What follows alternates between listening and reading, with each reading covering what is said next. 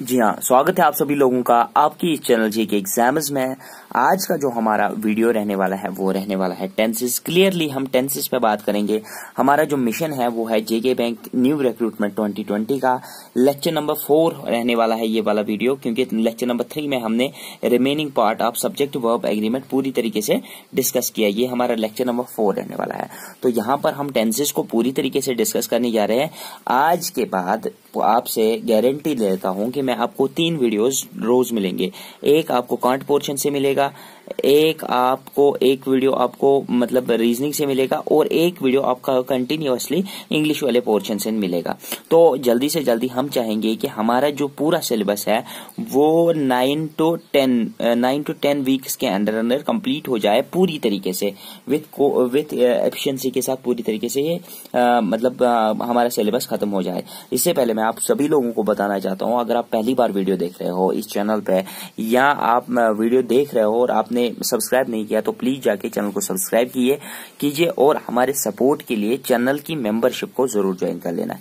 यहाँ पर अगर बात करेंगे टेंसेस के बारे में पूरी तरीके से, टेंसेस को आपने बहुत सारे तरीकों से देखा होगा। वो जो बॉक्स होता है उसमें डिफरेंट फॉर्म्स ऑफ टेंसेस दिए जाते हैं और फिर उसके अलावा आपको वो टेबल से दिखाते हैं और उसके अलावा आपको क्वेश्चन सॉल्व करवाते हैं। उससे क्या होगा, उससे टेंसेस के रिलेटेड आपके एग्जाम में बहुत सारे कंफ्यूजन्स होते हैं। सो फॉर दैट रीजन मैं वो चीज नहीं करूंगा जिससे आपके एग्जाम में कंफ्यूजन हो। तो मैं वही चीज करूंगा जिससे आपके एग्जाम में बिल्कुल भी कंफ्यूजन ना हो। मैंने आपको पहले ही बोला कि मैं जो अप्रोच पढ़ाने जा रहा हूं आपको वो डिफरेंट अप्रोच होगा और जिससे एग्जाम के क्वेश्चंस बहुत ही इजीली सॉल्व हो जाए, क्या कि कंफ्यूजन ना हो। जो हम अप्रोच लेने जा रहे हैं टेंसेस को सॉल्व करने के लिए वो है कीवर्ड अप्रोच और दूसरा जो रहेगा वो रहेगा नंबर लाइन अप्रोच। जो टेबल अप्रोच है उससे कंफ्यूजन हो जाता है। आपने देखा होगा किस तरीके से कि कंफ्यूजन कैसे होता है, वो टेबल अप्रोच से कंफ्यूजन किस तरीके से होता है वो भी बता दूंगा, एक्सेप्शंस भी बता दूंगा और पूरी तरीके से उसका रेक्टिफिकेशन कीवर्ड अप्रोच और नंबर लाइन अप्रोच, ये 2 अप्रोच हम रखने वाले हैं पूरी तरीके से टेंसेस वाले पोर्शन को समझने के लिए। अब यहाँ पर टेंसेस को समझने के लिए हमें पहले वर्ब को समझना है। अब वर्ब क्या होता है? वर्ब होता है सिंपली, अगर किसी को बोलेंगे काम होता है। पहले 2 वीडियोस में जब मैं वर्ब पढ़ा रहा था तो जब मैं सब्जेक्ट वर्ब एग्रीमेंट पढ़ा रहा था तो मैंने वहां पर एक लाइन बोली थी, अगर हम बेटा वर्ब के साथ SES या IES जोड़े तो वो हमारा सिंगुलर वर्ब बन जाता है। और अगर वही चीज वहां पर बताया था नाउन के साथ यही 3 चीजें जोड़ी जाए तो वो हमारा प्लूरल नाउन बन जाता है। आई होप कि ये 2 चीजें आप लाइफ टाइम रिमेम्बर रखोगे और जिससे आपके बहुत सारे प्रॉब्लम्स एग्जाम में सॉल्व हो जाएगी। ठीक है, अब अगर यहाँ पर वर्ब की बात करेंगे इन डिटेल, वर्ब क्या होता है? वर्ब होता है वो वर्ड जो एक्शन दिखाए, जो एग्जिस्टेंस दिखाए, जो स्टेट ऑफ बीइंग दिखाए या पोजीशन दिखाए। अब अगर एक्शन की बात करेंगे तो एक्शन मतलब कोई काम, एग्जिस्टेंस किसी चीज का होना, उस चीज को भी वर्ब ही डिफाइन कर लेता है। कोई है, ठीक है, ये भी वर्ब है। अब स्टेट ऑफ बीइंग, ठीक है, स्टेट ऑफ बीइंग भी वर्ब ही होता है। Position, I have a pen, जो इसमें हैव वर्ड है ना वो मतलब पोजीशन है, that is again a verb. याद रखना वर्ब खाली काम नहीं होता है, वर्ब होता है action, existence, state of being और पोजेशन। आई होप कि ये 4 वर्ड्स आप याद रखोगे ताकि आपको वर्ब पहचानने में कोई भी गलती ना हो। वर्ब हमेशा वर्ब कौन सा वर्ड होता है? वर्ब वो वर्ड होता है जो एक्शन दिखाता है, जो एग्जिस्टेंस दिखाता है, जो स्टेट ऑफ बीइंग दिखाता है, जो पोजीशन दिखाता है। अब ये सारी चीजें मैं आपको आगे जाके बता दूंगा कि कहां पर कौन सा वर्ब क्या दिखाता है। ठीक है, अब अगर वर्ब की बात करेंगे ग्रामेटिकल पॉइंट ऑफ व्यू से तो इनको क्लासिफाई किया गया 2 चीजों में। एक को कहा गया ऑक्सिलरी वर्ब और दूसरे को कहा गया मेन वर्ब। अब ये सर ऑक्सिलरी वर्ब क्या होता है, इस चीज को समझने की कोशिश कर लेते हैं।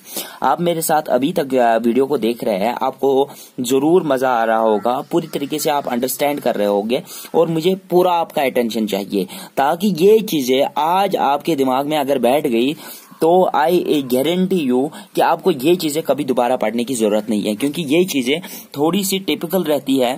एक बार समझ में आ गई फिर बाद में भूलने की जरूरत ही नहीं होती, क्योंकि मैं आपको जिस अप्रोच से तैयार कर रहा हूं ना, वो अप्रोच आपको IBPS का कोई भी एग्जाम क्रैक करवाने के बराबर है। तो आप डरिए मत इन एग्जामों से, इन प्रिपरेशन से। पूरी तरीके से मैं आपको पूरा ट्रेन कर लूंगा। अब अगर यहाँ पर बात करेंगे ऑक्सिलरी वर्ब की, तो ऑक्सिलरी वर्ब में क्या है, ऑक्सिलरी वर्ब में दो चीजें आती है। एक मतलब अगर इसकी फर्दर क्लासिफिकेशन देखेंगे, आपने देखा होगा ऑक्सिलरी वर्ब को हम कभी कभी बोलता है कोई इसको हेल्पिंग वर्ब भी। असल में क्या है, असल में ऑक्सिलरी वर्ब की दो क्लासिफाई किया गया है, दो मतलब टाइप्स में क्लासिफाई किया। एक का नाम रखा गया है प्राइमरी और हेल्पिंग वर्ब, प्राइमरी वर्ब और हेल्पिंग वर्ब, ठीक है। और दूसरे का नाम रखा गया है मॉडल, ठीक है। अब हम मॉडल पे डिस्कस नहीं करेंगे, क्यों? क्योंकि ये हमारे मतलब काम का अभी फिलहाल नहीं है। जब हमारे काम का होगा उस वक्त डिस्कस करेंगे, क्योंकि हमारे काम का इस वक्त टेंसेस हैं। हम पूरी तरीके से टेंसेस को समझने की कोशिश कर रहे हैं। तो यहाँ पर मैंने क्या बोला आपको, ऑक्सिलरी वर्ब में बेटा क्या होता है, प्राइमरी वर्ब या हेल्पिंग वर्ब। अब इसमें तीन फॉर्म्स होती है, इस प्राइमरी वर्ब में तीन फॉर्म्स होती हैं। हेल्पिंग वर्ब तीन तरीके के होते हैं। इसमें जो फॉर्म नंबर 1 होती है उसको हम कहते हैं बी फॉर्म, ठीक है। बी फॉर्म क्या होता है, या बी फैमिली भी इसको कहा जाता है। और दूसरी जो होती है वो हैव फॉर्म होती है, और तीसरी जो होती है वो डू फॉर्म होती है, ठीक है। आई होप कि ये तीनों फॉर्म्स आपको याद रहेगी, be form, have form, do form. आप कुछ भी करके अगर ये चीजें आपको याद नहीं रही ना, आपको ग्रामेटिकल पोर्शन में कुछ नहीं समझ आएगा। इसलिए ध्यान दीजिए, हेल्पिंग वर्ब में तीन फॉर्म्स होती है। किसकी कौन कौन सी फॉर्म सर? एक तो होती है बी फॉर्म, दूसरी कौन सी होती है हैव फॉर्म, तीसरी कौन सी होती है डू फॉर्म। सर ये जो बी फॉर्म होती है इसमें कौन कौन सा वर्ड आता है? सर मैं बोलूंगा बेटा इसमें आता है is, am, are, was, were, ठीक है। Is, am, are, was, were, ये जो वर्ड्स हैं is, am, are, was, were, ये किस में आते हैं? ये बी फॉर्म वाले ग्रुप में क्लासिफाई किए जाते हैं। अब लास्ट में मैं जब टेंसेस बताऊंगा मैं वहां बोलूंगा सेंटेंस में बेटा यहाँ पर बी फॉर्म लगानी है, बेटा ये रूल कहता है कि यहाँ पर हैव फॉर्म लगानी है, बेटा ये रूल कहता है कि यहाँ पर डू फॉर्म लगानी है। तो आपको इन वर्ड्स में पहचानना आना चाहिए कि कौन सा वर्ड डालना है। तो ये बी फॉर्म वाला मतलब होता है is, am, are, was, were लगाना है, ठीक है। अब अगर हैव फॉर्म की बात करेंगे तो इसमें आ जाता है हैज, हैव, हैड, तीन चीजें इसमें आ जाती है, has, have, had. I hope कि you will remember these things के हैव फॉर्म में आ जाते हैं तीन थिंग्स, हैज, हैव और हैड। अब अगर डू फॉर्म की बात करेंगे तो डू फॉर्म में क्या आ जाता है? डू फॉर्म में भी तीन चीजें आ जाती हैं। एक तो आ जाता है डू, एक तो आ जाता है डज, एक तो आ जाता है डिड। तो ये तीन चीजें आप रिमेम्बर करोगे कि हमारे पास तीन फॉर्म्स होती है प्राइमरी वर्ब की। एक फॉर्म होती है बी फॉर्म, एक फॉर्म होती है हैव फॉर्म, एक फॉर्म होती है डू फॉर्म। इन तीन फॉर्म्स में डिफरेंट वर्ड्स होते हैं जो हम अकॉर्डिंगली यूज करने वाले हैं। अब अगर यहाँ पर बात करेंगे मेन वर्ब की, जो मैंने पहले छोड़ा था, एक को होता है ऑक्सिलरी वर्ब, दूसरे को बोलते हैं मेन वर्ब। अब जो मेन वर्ब होता है, मेन वर्ब असल में चार फॉर्म्स में होता है, ठीक है। जो फर्स्ट फॉर्म होती है, फिर उसके बाद होती है सेकंड फॉर्म, फिर उसके बाद होती है थर्ड फॉर्म, फिर उसके बाद होती है ING फॉर्म या फोर्थ फॉर्म भी इसको कहा जा सकता है। ये चीजें बहुत ही आसान है। ये किस तरीके से होती है ये मैं अभी थोड़ी देर में आपको सारी फॉर्म्स बता दूंगा। कि एक एग्जाम्पल मतलब ले लो, मतलब कोई सी भी एग्जाम्पल ले लो, मतलब किसी भी चीज की एग्जाम्पल ले लो, उसको वर्ब की फॉर्म्स बता दो और मतलब आपको उस तरीके से आसानी होगी। आपके लिए एक होमवर्क, क्योंकि मतलब होमवर्क ही एक बच्चे को परफेक्ट बना सकता है, मेरा मानना ये है। तो होमवर्क में आप क्या करोगे, आप कोई भी ग्रामर उठाओगे जो आपके पास पुराना नया कहाँ से भी गूगल नेट वगैरह, वहां पर आप 200 वर्ड्स जो भी आपके सामने आ जाए, कोई भी छोटा बड़ा मतलब डू डिड वाला, उनमें 200 वर्ड्स की जो कोई भी मतलब जो आपको पसंद आ जाए, 200 वर्ड्स को क्या करना है, वर्ब की पहली form, second form, third form, fourth form याद रखनी है, ठीक है। ये आपके लिए होमवर्क है। जो बच्चा बना लेगा वो बच्चा ग्रुप में शेयर कर देगा। ग्रुप में नहीं, मुझे पर्सनली कर देना, मेरा व्हाट्सएप नंबर जो है वहां पर मुझे शेयर कर देना। वहां से क्या होगा, वहां से दूसरे बच्चों को मैं वो ग्रुप में फॉरवर्ड कर दूंगा। और अगर मान लो 100 बच्चे आपस में वर्ड्स लिख लेते हैं, ठीक है, तो हर कोई डिफरेंट डिफरेंट लिख लेगा 200 वर्ड, तो आप सोच लो आपके पास कितने वर्ड्स आ जाएंगे। और अब जब उनकी वर्ब की फॉर्म्स भी आपके पास आ जाएंगी तो आपको कोई भी ग्रामर कंसल्ट करने की जरूरत ही नहीं है वर्ब की फॉर्म्स दोबारा पढ़ने के लिए। एक बार पढ़ लोगे, याद रख लोगे, काम खत्म। होमवर्क देखा कितना जरूरी होता है बच्चे के लिए और किस तरीके से हम ऑनलाइन इसको यूज में ला सकते हैं होमवर्क को। अब यहाँ पर मेन चीज क्या है जो हमें पढ़ना है, ये चीज इंपॉर्टेंट है, याद रख लीजिए ये चीज इंपॉर्टेंट है। तो इंपॉर्टेंट क्या चीज है, जब हम प्राइमरी वर्ब कौन सा वर्ब था, जो हेल्पिंग वर्ब होता है, या प्राइमरी वर्ब जो मतलब ये primary verb plus helping verb is equal to tense.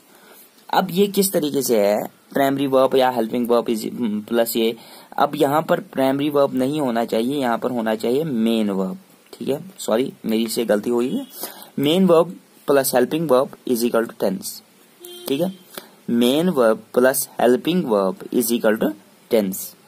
अब यहाँ आप ये भी लिख सकते हो, main verb plus auxiliary verb is equal to tense, ठीक है। अब टेंसेस जो हम पढ़ने जा रहे हैं, टेंसेस में क्या होता है, मेन वर्ब काम आता है और हेल्पिंग वर्ब, इन दो चीजों को जब साथ में रखेंगे तो तब हमारे पास टेंसेस आ जाते हैं। पूरी तरीके से टेंसेस को समझने की कोशिश कर लेते हैं। आई होप कि अभी तक जो वीडियो देख रहे हो अगर उनको समझ में आ गई होगी ये बातें, और वो सब्सक्राइब कर लेंगे और नीचे कॉमेंट सेक्शन में अभी तक बता देंगे कि उनको कैसा लगा पढ़ाना। 1 मिनट का 1-2 सेकंड का ब्रेक ले लेते हैं। अगर किसी को कुछ भी नोट डाउन करना है तो वो नोट डाउन कर सकता है या स्क्रीनशॉट लेकर पूरी तरीके से फिर बाद में नोट डाउन कर सकता है। मैं थोड़ा सा इसको पूरी तरीके से आपके सामने रखने वाला हूं पहले से, तो आप आई थिंक यहाँ से था, ठीक है, यहाँ से आप स्क्रीनशॉट ले लीजिए, या अगर आप मतलब पूरी तरीके से लिखना चाहते हो तो आप एक बार नोट डाउन कर सकते हो, कोई चिंता नहीं।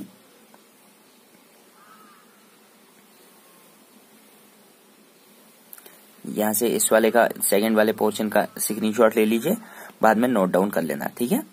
यहाँ पर main verb plus helping verb is equal tense, ठीक है, प्राइमरी वर्ब नहीं है असल में, ये मतलब दूसरे तरीके से कहा जा सकता है, प्राइमरी मेन वर्ब दूसरे तरीके से कहा जा सकता है। यू राइट डाउन हियर, ये आप लिख लेना यहाँ पर main verb plus helping verb is equal to tense, ठीक है। Now moving to the second portion. यहाँ से जरूरी क्या चीज है जो मैं आपको पढ़ाने जा रहा हूँ, हमें पता होनी चाहिए कि क्लासिफिकेशन, टेंसेस को किस तरीके से क्लासिफाई किया जा सकता है। असल में ये चीजें उतनी ज्यादा इंपॉर्टेंट नहीं है, जो चीजें इंपॉर्टेंट है वो मैं आपको थोड़ी देर में ही कराने वाला हूँ, क्योंकि टेंसेस को हम 2 वीडियोस में डिवाइड कर लेंगे। यहाँ पर जो मैं पढ़ाने जा रहा हूँ वो बेसिक है, जो बिल्डिंग ब्लॉक है, जो आपका रूप बना देगा, और सेकेंड वाले पोर्शन में जो मैं इंपॉर्टेंट पॉइंट्स बताने वाला हूँ वो आपको पूरी तरीके से सारा कंफ्यूजन क्लियर कर लेंगे। यहाँ पर क्लासिफिकेशन को ध्यान में रखते हुए टेंसेस के टॉपिक को आगे बढ़ाते हैं। अब अगर क्लासिफिकेशन को देखेंगे तो टेंसेस को हम क्लासिफाई करते हैं प्रेजेंट, पास्ट, फ्यूचर, ठीक है। यहां तक आपको पता होगा सर, हम टेंसेस को प्रेजेंट, पास्ट और फ्यूचर में मतलब क्लासिफाई करते हैं। तो इससे पहले कि मैं आपको और मतलब चीजें टेंसेस के बारे में बताऊं, मैं इससे पहले आपको कुछ इंपॉर्टेंट 2 पॉइंट्स लिखवाता हूं। यहाँ पर 2 इंपॉर्टेंट पॉइंट्स नोट डाउन कर लीजिए, ये आपके लिए बहुत ही ज्यादा इंपॉर्टेंट रहने वाले हैं। अगर आपके पास प्रेजेंट टेंस है, उसके साथ हेल्पिंग वर्ब जो मतलब ये याद रख लीजिए, यहां पर ध्यान दीजिए, फिर से मैं एक बार बता रहा हूं इंपॉर्टेंट पॉइंट क्या है। अगर आपके पास प्रेजेंट फॉर्म बना रही है, उसके साथ जो हेल्पिंग वर्ब लगेगा, जो प्रेजेंट टेंस है या प्रेजेंट फॉर्म, कोई भी प्रेजेंट मतलब प्रेजेंट का बात कर रहा है, कोई भी प्रेजेंट चीज मतलब फॉर्म की बात कर रहा है, उसके साथ जो हेल्पिंग वर्ब आपको यूज करना है वो करना है इज, एम, आर, ठीक है, इज, एम, आर, और इसके अलावा हैज, हैव भी कर सकते हो। अब ये मैंने क्यों अलग लिखे हैं, अभी थोड़ी देर में आपको ये पता चल जाएगा कि ये अलग क्यों है। हैज, हैव ये आप हेल्पिंग वर्ब प्रेजेंट के साथ यूज कर सकते हो। पास्ट के साथ अगर बात करेंगे तो पास्ट के साथ मैंने क्या बोला, वाज और वियर आप यूज कर सकते हो, ठीक है। पास्ट के साथ जो हेल्पिंग वर्ब्स आपको यूज कर सकते हो वो वाज और वियर कर सकते हो, ठीक है, और इसके अलावा हैड कर सकते हो। मैंने आपको क्या बताया था, ये चीजें अगर आपको रिमेम्बर होंगी तो ये आपका बी फॉर्म है, ठीक है, hope you remember is am are was were be form था, और ये हैज हैव और हैड कौन सा फॉर्म था, हैव फॉर्म थी। ठीक है, ये है ऑक्सिलरी वर्ब्स का फॉर्म्स जो मैंने बताए थे, 3 फॉर्म्स होती है हेल्पिंग वर्ब्स के, एक होती है बी फॉर्म, एक होती है हैव फॉर्म, एक होती है डू फॉर्म। मैंने क्या बताया आपको, एक इंपॉर्टेंट पॉइंट जो है, जो अगर आप प्रेजेंट मतलब के साथ, प्रेजेंट फॉर्म के साथ हेल्पिंग वर्ब यूज कर सकते हो, तो उस वक्त आपको हेल्पिंग वर्ब्स में कौन कौन सा यूज करना है, इज एम आर या हैज या हैव कर सकते हो। इसके अलावा अगर आपको पास्ट टेंस में करना है हेल्पिंग वर्ब यूज, तो उस वक्त आप वाज, वियर या हैड यूज कर सकते हो। अब अगर यहाँ पर कंटिन्यूअस फॉर्म की बात करते हैं, यह है प्रेजेंट फॉर्म, यह है पास्ट फॉर्म, यह है कंटिन्यूअस फॉर्म। अगर आप कंटिन्यूअस फॉर्म की बात कर सकते हो तो आप उस वक्त verb plus ING form use कर सकते हो। डूइंग, क्लीनिंग, बाथिंग, इस तरीके से ING, verb plus ING, CLEAN, clean plus ING वाला, क्लीन आपका वर्ब हो गया, ING फॉर्म हो गई, क्या हो गया, CLEA, क्लीनिंग। ठीक है, इस तरीके से जितने भी वर्ड्स आते हैं वो ING फॉर्म कहलाते हैं। तो कंटिन्यूअस फॉर्म को बनाने के लिए वर्ब के साथ आपको क्या जोड़ना पड़ेगा, ING, इंपॉर्टेंट पॉइंट है। इसके अलावा हैज, हैव, हैड, ठीक है, has, have, had plus verb is always of third form. अगर आपके सेंटेंस में कभी हैज, हैव या हैड आ जाए, ठीक है, हैज, हैव या हैड आ जाए, मतलब हैव फॉर्म आ जाए, ठीक है, अगर आपके सेंटेंस में कभी हैज, हैव या हैड आ जाए, ये रिमेम्बर कर लीजिए, ये बहुत ही ज्यादा इंपॉर्टेंट है, मोस्ट इंपॉर्टेंट। अगर आपके सेंटेंस में कभी हैज, हैव या हैड आ जाए, मतलब हैव फॉर्म आ जाए, उसके साथ जो वर्ब होता है, ये वाला वर्ब बेटा, ये वाला verb third form of verb होता है। ठीक है, ये इंपॉर्टेंट है। अगर आपके सेंटेंस में हैज, हैव और हैड आ जाए, उसके साथ जो वर्ब होता है वो हमेशा थर्ड फॉर्म वाला वर्ब होता है। आई होप कि ये 3-4 पॉइंट्स मैंने आपको बताए, ये आप रिमेम्बर कर लोगे। अभी आप देखोगे कि ये कितने इंपॉर्टेंट थे, ये 4 पॉइंट्स। पहले मैंने इंपॉर्टेंट पॉइंट्स बताए, अब मैं आपको टेबल समझाने वाला हूँ। क्यों टेबल मैं नहीं समझाता, बट आपके सोच के लिए आपने जिस तरीके से पढ़ा है पहले भी, और उस तरीके को रिटेन करके नया तरीका आपके दिमाग में भरना, वो मेरा मोटिव रहता है। ठीक है, यहाँ पर मैं आपको अब उस तरीके से ले जाऊंगा, मतलब उस तरीके से लाऊंगा और नए तरीके मैं फिट कर लूंगा। पहले पुराना अप्रोच जो आपने देखा होगा, उस अप्रोच से निकालूंगा, उसी अप्रोच को यूज करके। ठीक है, आपका अप्रोच, जैसे बहुत ही खूबसूरत एग्जांपल दे दूंगा, आर्टिकल 370 को एब्रोगेट किया गया आर्टिकल 370 का यूज करके। उसी तरीके से मैं आपका पुराना क्लासिकल अप्रोच, जिस तरीके से आप करते आ रहे होंगे टेंसेस को, उसी चीज को यूज करके आपको नया तरीका समझाने की कोशिश कर रहा हूं। तो यहाँ पर हम क्या पर पहुंचे, उसी टेबल वाले फॉर्म पे। तो मैंने क्या बताया था आपको कि हमारे पास जो टेंसेस होते हैं वो बेटा 3 क्लासेस में डिवाइड किए होते हैं। एक तो होता है प्रेजेंट, पास्ट और फ्यूचर। फिर मैंने बोला कि बेटा हर किसी टेंस के, चाहे वो प्रेजेंट टेंस हो, पास्ट टेंस हो, फ्यूचर टेंस हो, 4 फॉर्म्स होते हैं। एक तो होती है प्रेजेंट सिंपल, फिर दूसरा जो होता है वो होता है कंटिन्यूअस, प्रेजेंट कंटिन्यूअस, तीसरा आएगा प्रेजेंट परफेक्ट, चौथा आएगा प्रेजेंट परफेक्ट कंटिन्यूअस। ठीक है, फिर उसके बाद आ जाएगा पास्ट सिंपल, फिर आएगा पास्ट कंटिन्यूअस, फिर आएगा पास्ट परफेक्ट, फिर आएगा पास्ट परफेक्ट कंटिन्यूअस, फिर आएगा future simple, future continuous, future perfect, फिर फ्यूचर परफेक्ट कंटिन्यूअस। इस तरीके से आपके पास ये चीजें आएगी। अब अगर बात करेंगे प्रेजेंट सिंपल को किस तरीके से हम डिफाइन कर लेंगे, उसके लिए स्ट्रक्चर क्या रहने वाला है, सेंटेंस किस तरीके से बन जाएगा, उसके लिए हमें क्या करना पड़ेगा, subject plus first form of verb, V1 हो गया first form of verb.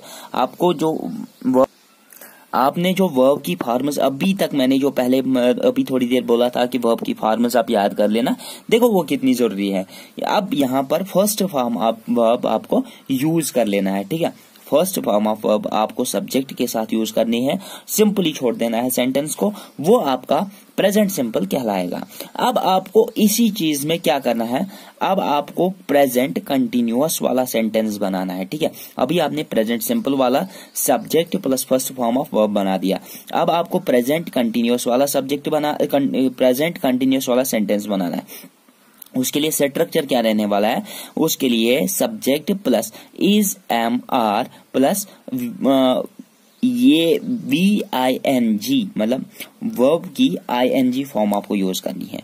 Is MR मतलब मैंने पहले ही बताया था, अगर आप प्रेजेंट के लिए बात कर रहे हो, जो मैंने रूल बताया था, उसके लिए जो हेल्पिंग वर्ब्स यूज होंगे वो होगा इज, एम और आर, ठीक है, और या हैज, हैव हो सकता है।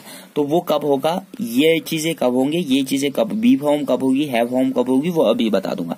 अगर यहाँ पर हमने प्रेजेंट की बात की तो प्रेजेंट में क्या होगा, प्रेजेंट कंटिन्यूअस में आप बात कर रहे हो subject plus is, am, are plus VING, ठीक है।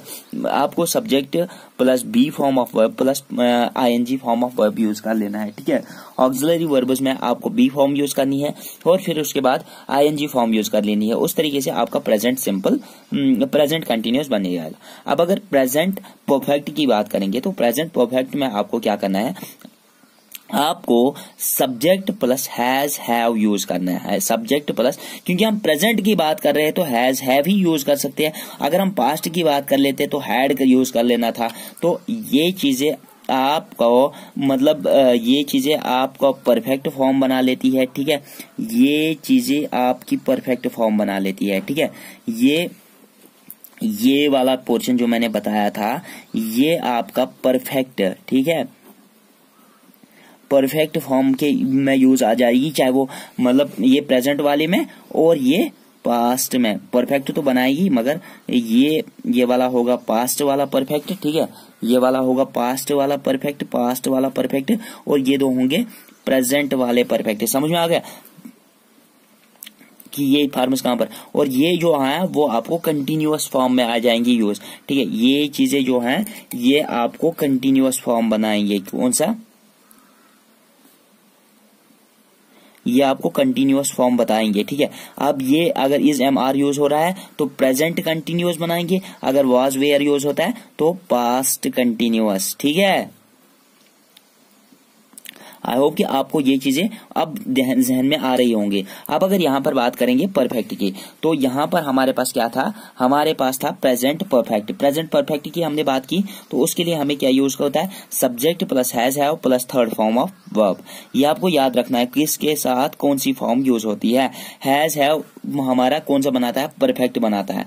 अब अगर प्रेजेंट परफेक्ट कंटिन्यूअस की बात करेंगे, सब्जेक्ट प्लस परफेक्ट के लिए क्या यूज होता है, हैज, हैव यूज होता है। अब परफेक्ट कंटिन्यूअस के लिए बीन आपको ऐड कर लेना है प्लस VING, कंटिन्यूअस के लिए ING फॉर्म आपको रिटेन कर लेनी है, ठीक है। इनकी एग्जांपल्स हम देखेंगे, अप्रोच भी देखेंगे। आई होप कि ये चीजें आप एक बार फिर से रिमाइंड कर लीजिए जिससे आपको ये चीजें मतलब पूरी तरीके से यहीं पर जहन में बैठ जाएगी।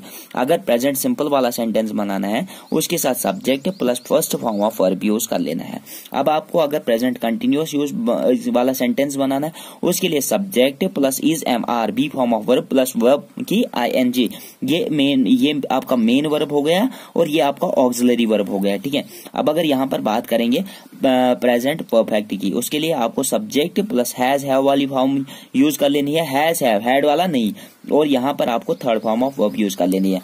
मैंने एक रूल बताया था आपको, इफ यू डू रिमेम्बर, मैंने बताया था अगर आपका हैज, हैव और हैड कभी भी सेंटेंस में आ जाता है, हैज, हैव या हैड, बाद जो वर्ब होगा वो हमेशा थर्ड फॉर्म वाला वर्ब होगा। अब आप यहाँ पर परफेक्ट वाली फॉर्म में देख रहे हो, अब यहाँ पर सब्जेक्ट आ गया, हैज, हैव आ गया, तो यहाँ पर जो वर्ब आ जाएगा वो थर्ड फॉर्म का ही वर्ब आ जाएगा।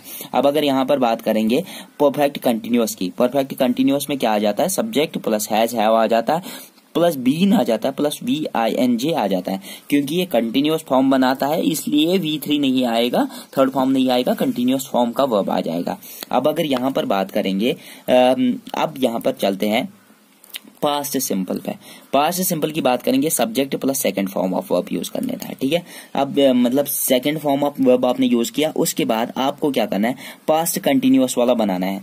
पास्ट कंटिन्यूअस को बनाने के लिए आपको पास्ट के लिए मतलब वाज, वेयर हम यूज कर सकते हो, वाज, वेयर हम यूज कर सकते हैं ना, क्योंकि मैंने पास्ट के लिए हेल्पिंग वर्ब कौन कौन से बताए, वाज, वेयर और हैड, ठीक है। अब अगर यहाँ पर पास्ट कंटिन्यूअस बनाना है तो कंटिन्यूअस फॉर्म के लिए वाज, वेयर यूज होता है और परफेक्ट फॉर्म के लिए हैड यूज यूज होता है, ठीक है। अब अगर यहाँ पर बात करेंगे पास्ट कंटिन्यूअस के लिए सब्जेक्ट वाज या वियर यूज कर सकते हैं, प्लस VING फॉर्म वाला यूज कर सकते हैं।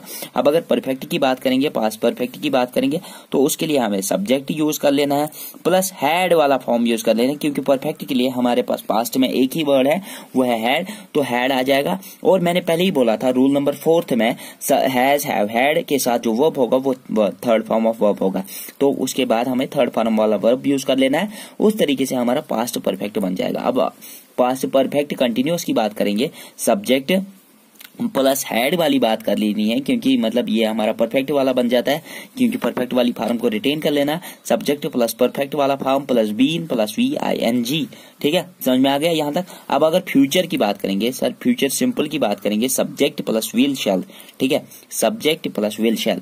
बाद में देख लेंगे ये विल कहाँ पर यूज कर लेना है, शैल कहाँ पर यूज कर लेना है।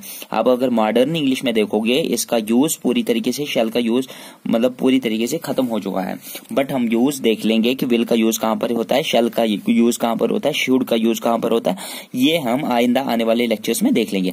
यहां पर फिलहाल आप इतना याद रख लीजिए, जो फ्यूचर के लिए, जो फ्यूचर टेंस के लिए हेल्पिंग वर्ब्स रहने वाले हैं वो रहते हैं विल शैल, ठीक है, विल शैल, ये इसका मतलब हेल्पिंग वर्ब्स है। फ्यूचर सिंपल के लिए जो हेल्पिंग वर्ब है वो है विल शैल प्लस V1, ठीक है, फर्स्ट फॉर्म ऑफ वर्ब।